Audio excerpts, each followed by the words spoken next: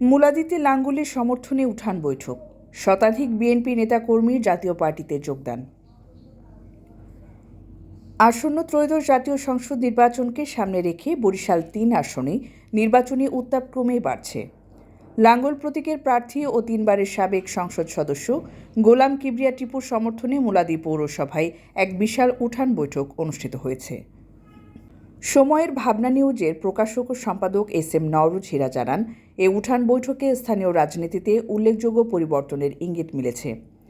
BNP ও এর বিভিন্ন অঙ্গ সংগঠনের প্রায় শতাধিক নেতাকর্মী ফুলের তোড়া দিয়ে জাতীয় পার্টির কেন্দ্রীয় নেতা হাবিবা কিবরিয়ার হাতে হাত রেখে আনুষ্ঠানিকভাবে জাতীয় পার্টিতে যোগদান করেন। সাংবাদিকদের সঙ্গে আলাপকালে হাবিবা কিবরিয়া বলেন, আমার বাবাকে সম্পূর্ণ মিথ্যা ও ভিত্তিহীন মামলায় কারাগারে আটকে রাখা হয়েছে। তিনি কখনো প্রতিহিংসার রাজনীতি করেননি, বরং আজীবন মানুষের সেবায় নিজেকে নিয়োজিত রেখেছেন। মুলাদি বাবুগঞ্জের জনগণ ব্যালটের মাধ্যমে প্রমাণ করবে গোলাম কিবরিয়া টিপু কতটা জনপ্রিয় ও যোগ্য জনপ্রতিনিধি। ধন্যবাদ আপনার প্রশ্নের জন্য। জি, আমি বরিশাল ৩ মুলাদি এবং বাবুগঞ্জ লাঙ্গল মার্কার প্রার্থী গোলাম কিবরিয়া টিপুর মেয়ে হাবিবা কিবরিয়া, এবং আমি বিগত 10 দিন ধরে মুলাদি এবং বাবুগঞ্জের বিভিন্ন স্থানে হাট, বাজার, ফেরিঘাট বলেন এবং কি মানুষের ঘরে ঘরে, হ্যাঁ, একদম লোকাল রুটস যেটাকে আমরা বলি, ঘরে ঘরে গিয়েও আমরা প্রচারণা চালাচ্ছি এবং আলহামদুলিল্লাহ আমি যথেষ্ট পজিটিভ এবং যথেষ্ট ভালো সাড়া পাচ্ছি, এবং এটাই কিন্তু আমাকে উৎসাহিত করছে সে সকাল 8টা থেকে রাত 10টা পর্যন্ত ঘরে ঘরে ঘুরতে, বাজারে বাজারে ঘুরতে, গিয়ে গিয়ে আমার বাবার জন্য ভোট চাইতে। আজকে অনেক লোক দেখলাম যে বিভিন্ন দল থেকে জাতীয় পার্টিতে যোগদান করেছে, এটি আপনার কাছে কেমন মনে হচ্ছে? নির্বাচনে কি সাড়া ফেলবে এই লোকগুলো? দেখেন, আসলে যেটা আমরা সবসময় বলে থাকি যে আপনাদের নেতা যে গোলাম কিবরিয়া টিপু, ওনার নীতিতে একটা আছেন যে উনি প্রতিহিংসার রাজনীতি করেন না। অতএব যে দল থেকে যে আমাদের দলে জয়েন করতে চায়, মোস্ট ওয়েলকাম।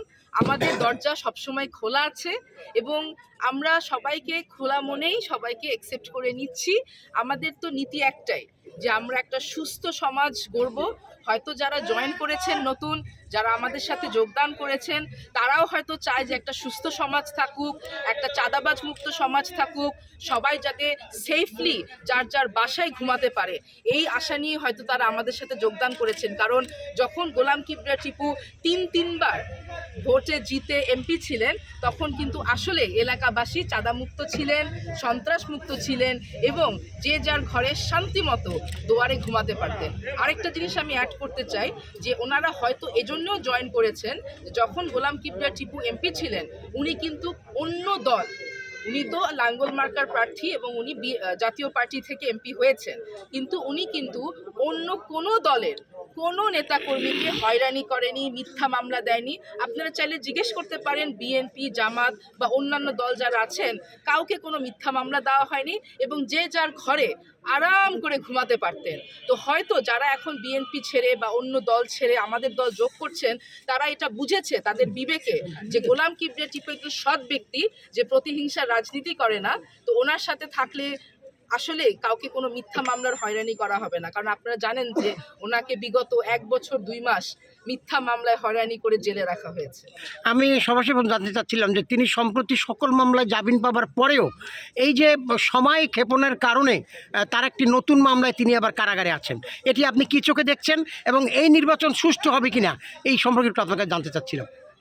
যেহেতু আপনি নিজেই বললেন কথাটা যে ওনাকে জামিন দেওয়া হয়েছে, তো এটা যেমন একটা এখন এটা একটি দল, একটা পার্টিকুলার দল এই কাজটা করছেন যে ওনার যখনই জামিন হয় ওনার নামে আরেকটা মিথ্যা মামলা দিয়ে দেয়।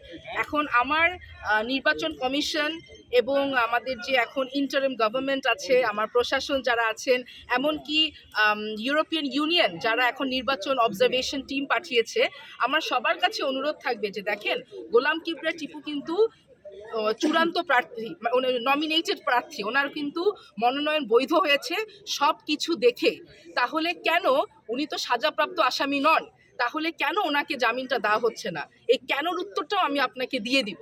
এই কেনর উত্তর হলো, সাধারণ জনগণ ওনাকে আসলেই অনেক পছন্দ করেন, ওনাকে আসলেই ভালোবাসেন এবং অন্য দল ভয় পায় যে উনি যদি মাঠে চলে আসেন তাহলে তো মানুষজন ওনাকে সহজেই ভোট দিয়ে দিবেন।